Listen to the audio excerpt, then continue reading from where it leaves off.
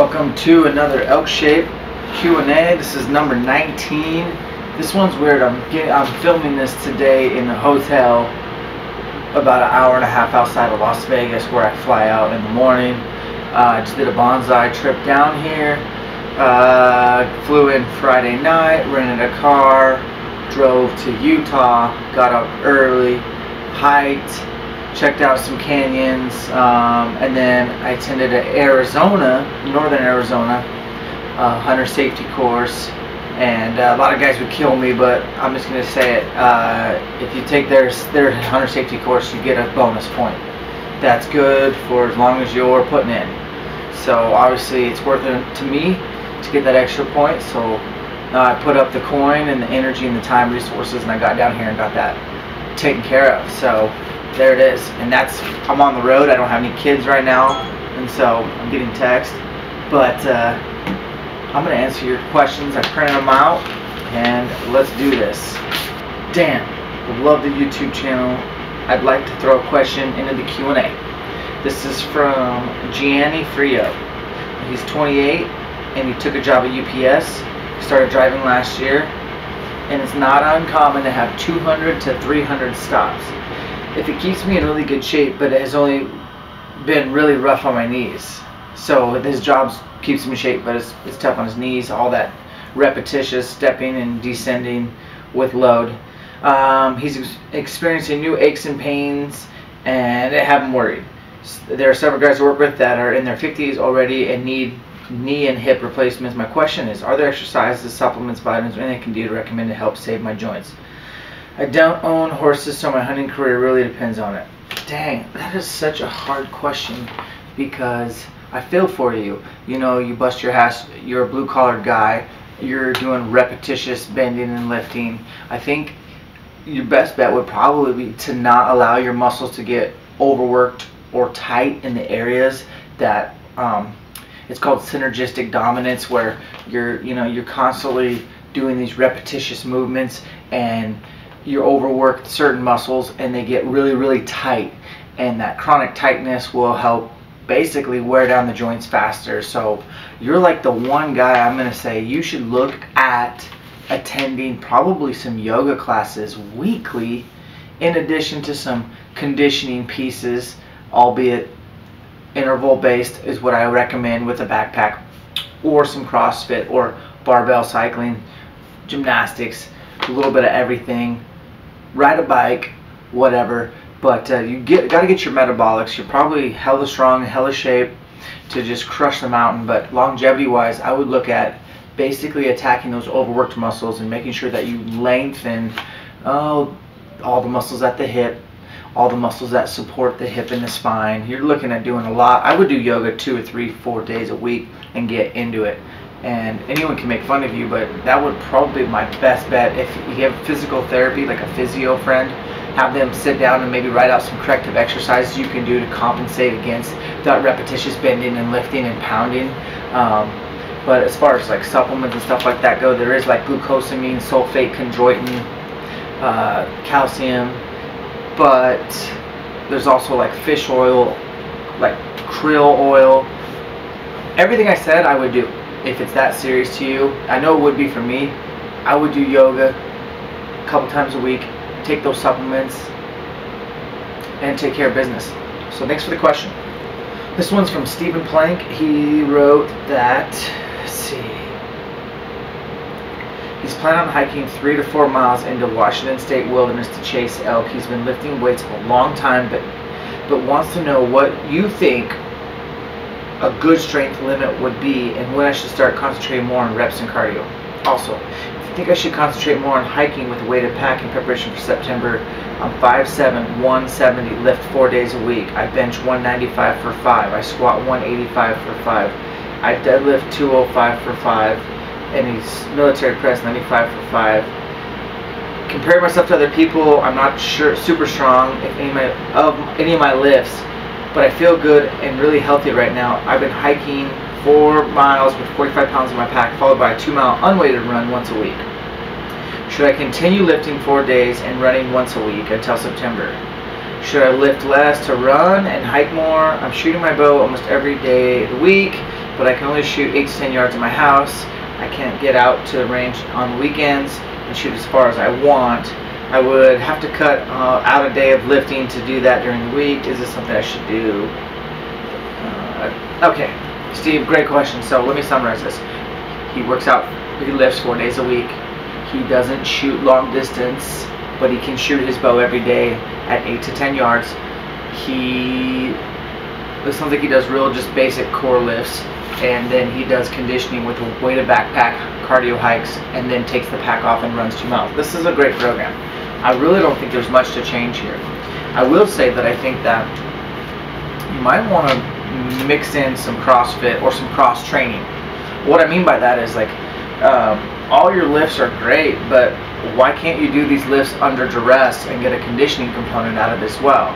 You know, there's I didn't see on here thruster. You got to look up thrusters. That's going to crush, or chin-ups or pull-ups. And the thing is when you compartmentalize your training, sometimes you compartmentalize your results. I would blur the distinction between weights and cardios and start integrating a little bit more, maybe sprints, and then pick up your barbell. I don't know if that's possible if you're at a gym or whatever, but I like doing like a 200 or 300 or 400 meter sprint, then doing your military press for more than 5 reps. Yeah, I would bump up your reps for sure. I would mix and match and change the loading all the time. 1 reps, 3 reps, 5 reps, 20 reps, max effort reps.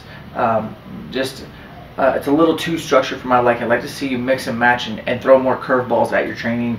And then as far as taking a day out of lifting to go shoot, that's a tough one. That's going to be up to your confidence level. If you're not as confident as you need to be, if you don't feel as proficient, or know that if you are within range, it's a done deal, I would take out a day and go shoot. I think shooting proficiency outweighs physical conditioning for the most part. So it's just something to think about. But I love the weighted pack, and that you're doing all those hikes, and then you're also taking the pack off and doing an additional 2 miles. I just think you need to integrate the lifting a little bit more.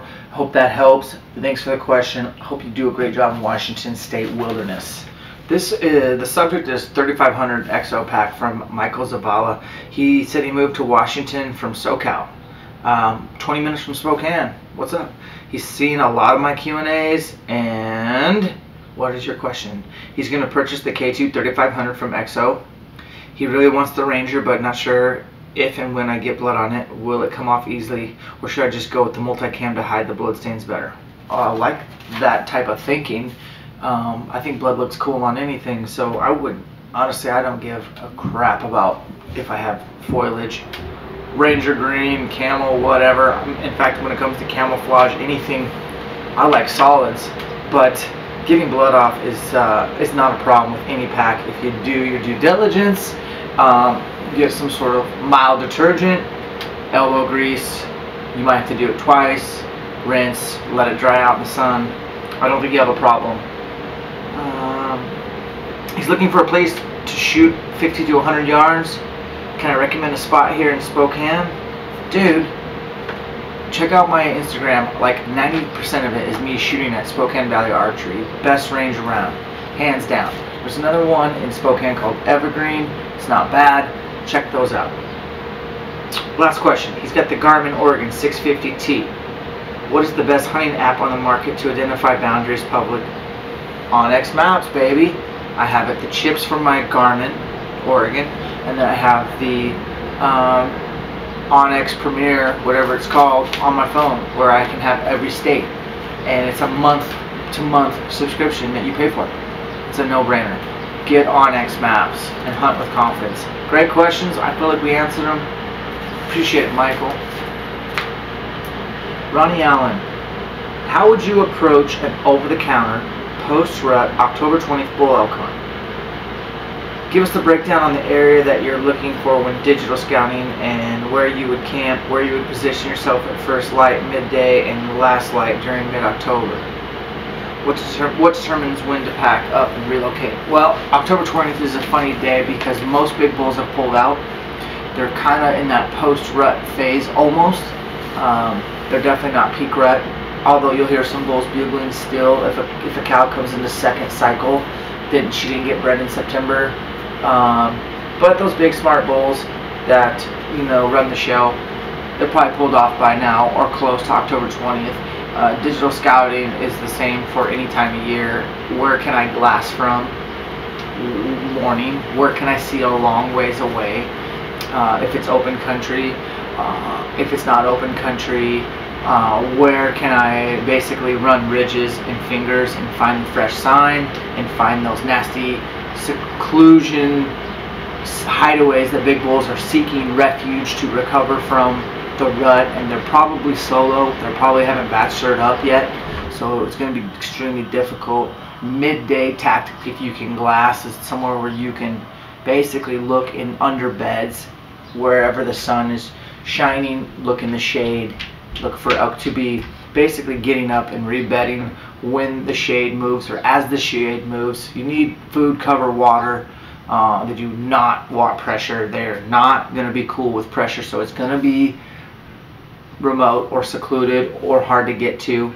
And then for the evenings, those are going to be really tough if you're not already on a bull, but it could be an opportunity in the evenings to scout for the next day to try to find something long distance. So good optics, best you can afford, put them on tripods, get great vantage points, know the lay of the land, know the hard to reach to pockets. You can do some of that from the internet digital scouting, but that should help. Okay. From my experience, is it worth bugling during post-rut? You know, I don't think it's that good, to be honest with you. It's worth a shot. I think you still could cow call a bull in for sure, because I've done it. My dad cow called a bull into 20 yards, and I killed it with a rifle when I was 21, and that was at the end of October. By end of October, they've heard everyone's bugle. They've probably sized each other up. They've displayed. They've fought. They've been ran off. They've been hurt, wounded, injured, shot at by other bow hunters, chased by wolves. You know, by the end of October, they just don't want to put up with it. They don't have the energy. The fat stores are depleted, and they're looking for an easy meal. So like if a cow call, a sexy cow call would probably be your best bet 9 times out of 10 over a bugle late October. So I hope that helps, Ronnie. You had another question here about, is it viable seeing a group of cow elk during post-rut? To me, not really. The cows know what's up. They're always looking for the easiest places to live. They're not going to be in canyons or seclusion or deep dark timber pockets. They go their separate ways after the rut. So wherever the cows are, the bulls, the big bulls are not. Unless you get lucky and you get into that October 20th, they still could be herded up. There's no way to say for sure. It depends on where you're at, the state, and what's going on. I've seen bulls rutting hard October 20th, so it's just going to depend on, I'm not sure what state you're hunting in, but man, these are good questions. And oh, you got one more. What is the over-the-counter harvest success percentage threshold that determines if you pick up a tag and make the trip for several days? For example, let's say you do not draw any out-of-state tags for the season. Would a bull elk unit with 25% success rate be appealing to you? Yes, it would. Success rates are cool. I guess it would matter more of like talking to guys that have hunted it before and finding out if there's good elk numbers there. Where I hunt in Idaho, I've killed 2 bulls 7 or 8 years in a row. I don't know how many, and I think the success rate there is like 12%, and that's with me killing 2. So if you looked at went-off success rates, you'd be like, that place sucks. Well, no, you got to know it. So if you're going somewhere you've never been, try to find like the most density of elk, and then re-hunt that area year after year and gain that intimate knowledge. That's the key. It's figuring out your spot year in, year out, somewhere you can go back. And if you don't have those spots, it's time to venture out, and you're just gonna have to hope that your learning curve is short, and that you can cover ground and talk to as many people and do yourself a favor and get in on some elk. So great questions, Ronnie Allen. Hit me up and we'll send you a decal or a shirt, whatever you want. Dang, we got a few more. This one's from Ryan Rummelhart. Been bow hunting for 30 years, 27 of those as a Montana resident. These past 3 years, I've been an Oregon resident. With the shorter seasons, I'm tossed around the idea of hunting from a stand just for deer before and after work. Still backpacking in for elk. So I've never hunted from a tree stand, not sure I can really sit still for any length of time. Anyhow, there are a ton of stands out there. Do you recommend a style or brand?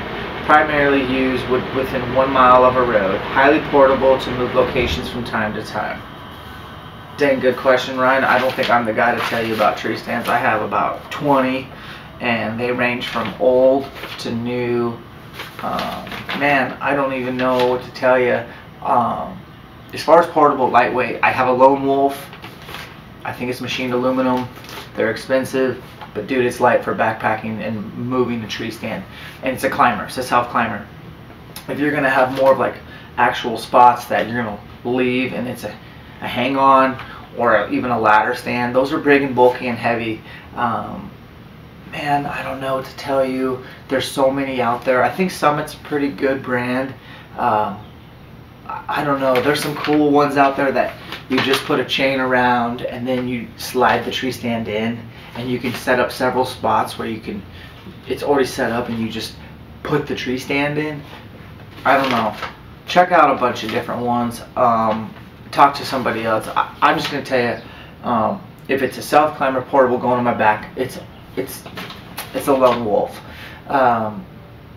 Other than that, though, they're all pretty good. They're all pretty comparable.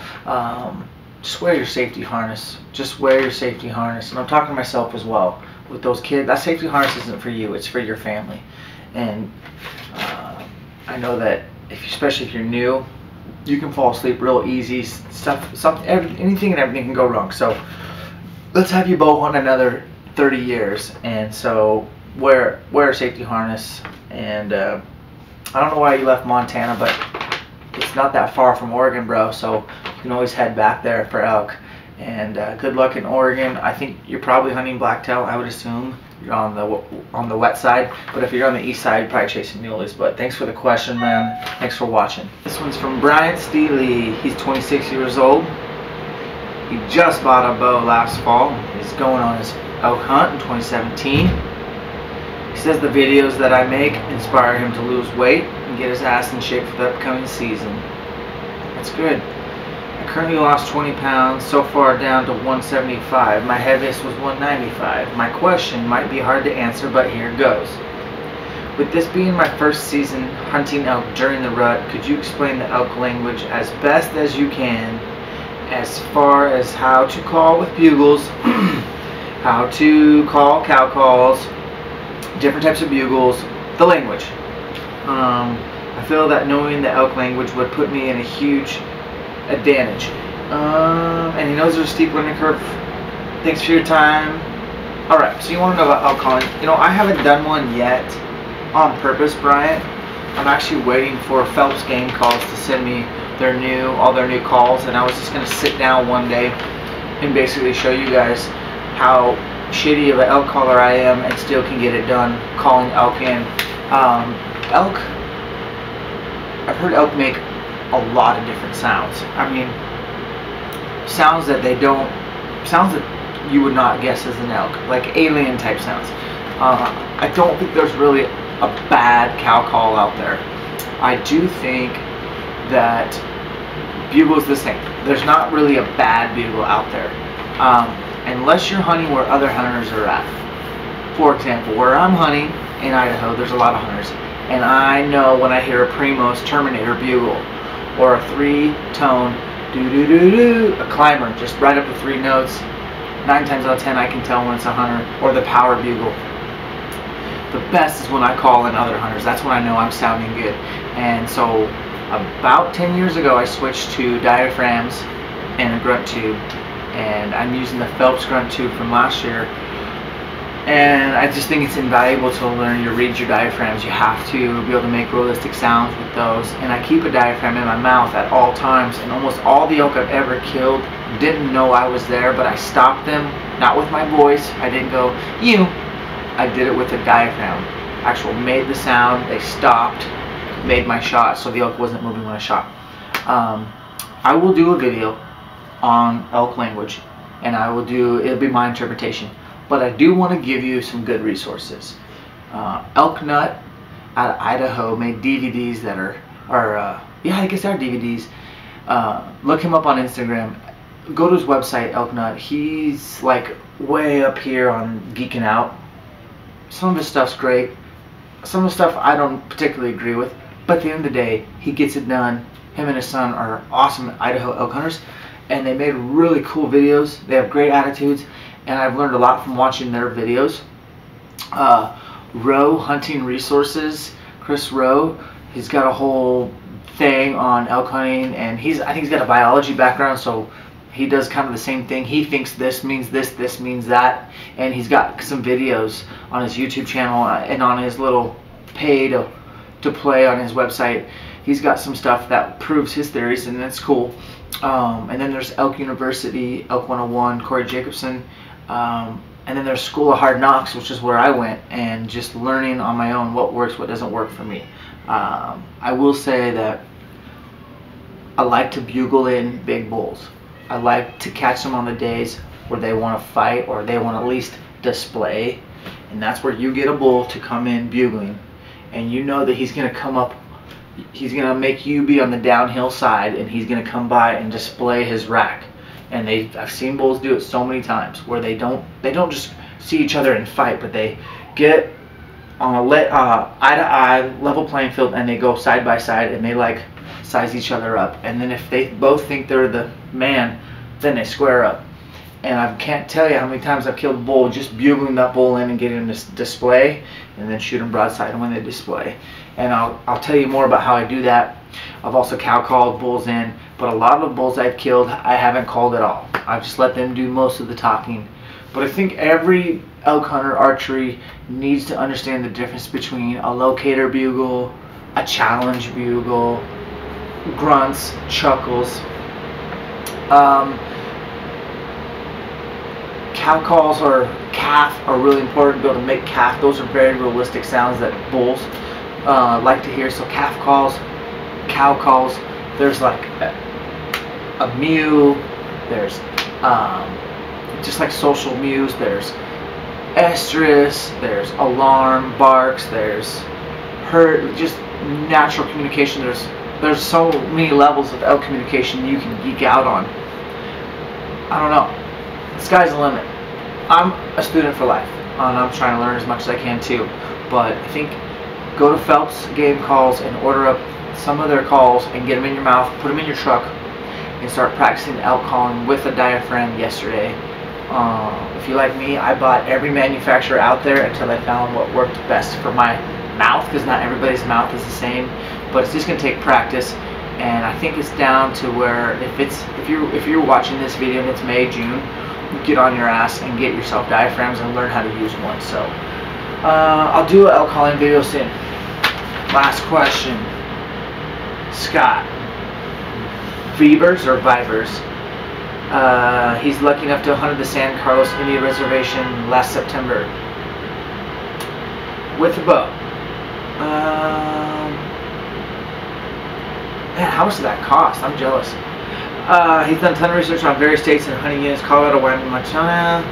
He lives in Connecticut. It's difficult to know where to begin. Do I have any suggestions on what states units to look at? I certainly don't expect you to share your hot spots. I just don't know where to begin, ? I don't want to waste my time and money. I'm looking to do an archery backpack hunt 5 to 7 days. Here you go. Tell everybody this. If you didn't draw a tag, go to Colorado or Montana. They have awesome over-the-counter hunting. I like Montana better than Colorado because Montana has an exclusive archery season that's 6 weeks long. And then, if you don't get one, you can go get a rifle and go to 5 weeks. And it's got tons of public land and tons of elk. Great numbers of elk in Montana. Colorado has the most elk out of any state. I don't like them as much because they have a lot of coinciding muzzleloader hunts, but all bias put aside, Colorado is amazing. There's so many good units to choose from. As far as putting in for hunts go, you just build your points up, and always put in for New Mexico because no one has points in New Mexico, and that's why I never draw a tag there. Washington, where I live, it's got. I don't even hunt Washington rarely for elk. Oregon, I don't even hunt Oregon. There's good elk hunting in both those states. I just don't spend time there. I like Idaho. A lot of good over-the-counter elk hunting there. Get yourself a wolf tag. Nevada, Arizona, Utah, not going to happen, man, unless you draw. Unless you are rich, or I guess that's relative, unless you have the means to get yourself a landowner tag. So, hope that helps. And guys, thanks for watching Q&A from a hotel room as I got my hunter safety bonus point in Arizona, and I'll catch you on the next one.